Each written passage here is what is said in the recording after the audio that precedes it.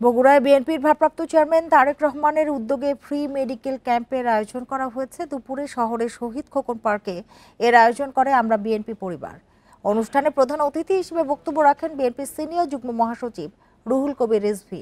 তিনি বলেন, নির্বাচন বানচাল করতে বিভিন্ন মহল ষড়যন্ত্র করছে, তবে সব ষড়যন্ত্র জনগণকে সঙ্গে নিয়ে প্রতিহত করা হবে বলেও মন্তব্য করেন তিনি।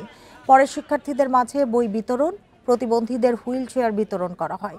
এছাড়া তারেক রহমানের জন্মদিন উপলক্ষে আয়োজিত মেডিকেল ক্যাম্পের মাধ্যমে চক্ষু ও হৃদরোগীদের বিনামূল্যে চিকিৎসা ও ওষুধ বিতরণ করা হয়। নেতা কর্মী দল সব ফেলে দিয়ে বাংলাদেশ থেকে নিজের বোনকে নিয়ে পালিয়ে গেলেন শেখ হাসিনা। যারা অপরাধী, যারা লুট করে, তারা যখন পতন দেখে তখন নিজেদের লোককে ফেলে রেখে শুধুমাত্র নিজের আত্মীয় স্বজন এদের নিয়ে পালিয়ে যায়।